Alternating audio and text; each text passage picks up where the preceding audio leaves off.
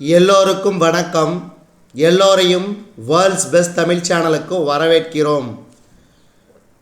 இந்த காணொளியில் நாம் பார்க்கவிருப்பது தினசரி நடப்பு நிகழ்வுகள் 29 ஜூலை 2024, 30 ஜூலை 2024 மற்றும் 31 ஜூலை 2024 ஆகிய 3 தினங்களுக்குரிய தினசரி நடப்பு நிகழ்வுகள்.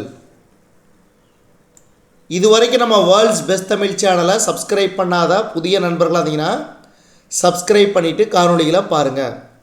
முதல் கேள்வி, புதுதில்லியில் தேசிய தொழில் பழகுனர் பயிற்சி திட்டம் 2.0 இணையதளத்தை தொடங்கி வைத்தவர் யார்? தர்மேந்திர பிரதான். இரண்டாவது கேள்வி, பாரிஸ் ஒலிம்பிக் 2024 மகளிருக்கான 10 மீட்டர் ஏர் பிஸ்டல் பிரிவில் வெண்கலப் பதக்கம் வென்ற வீராங்கனை யார்? மனு பாக்கர். அடுத்து,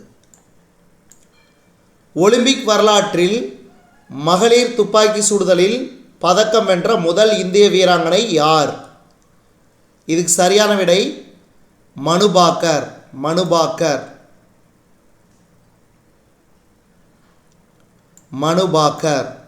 அடுத்து,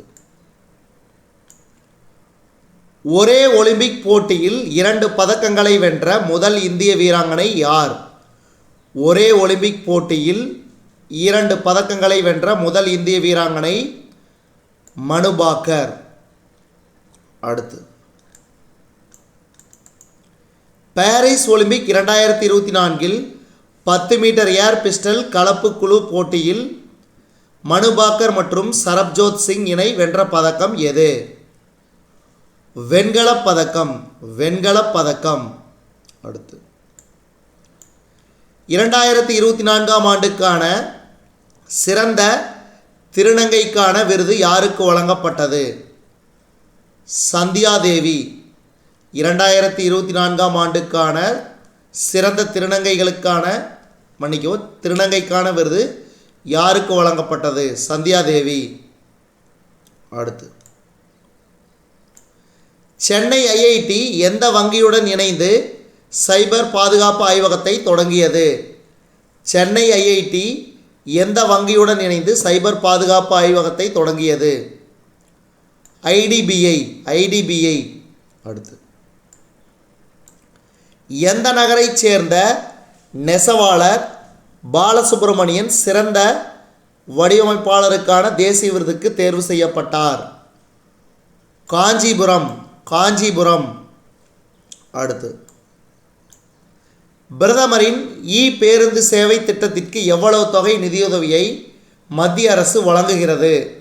பிரதமரின் பேருந்து சேவை திட்டத்திற்கு எவ்வளவு தொகை நிதியுதவியை மத்திய அரசு வழங்குகிறது? ரூபாய் 20,000 கோடி. அடுத்து, வளங்கள் தொடர் கவுன்சிலின் துணைத் தலைவராக எந்த நாடு தேர்ந்தெடுக்கப்பட்டது? இந்தியா. வளங்கள் தொடர் கவுன்சிலின் துணைத் தலைவராக இந்தியா தேர்ந்தெடுக்கப்பட்டது. இதில் தலைவராக அமெரிக்கா உள்ளது. வளங்கள் தொடர் கவுன்சிலில் தலைவர் அமெரிக்கா, துணைத் தலைவர் இந்தியா. நெருக்கடி நிர்வாக வலைப்பின்னல் தலைவர் கொரிய குடியரசு, துணைத் தலைவர் ஜப்பான். தொழிலாளர் உரிமை ஆலோசனை வாரியம் தலைவர் அமெரிக்கா, துணைத் தலைவர் ஃபிஜி. அடுத்து,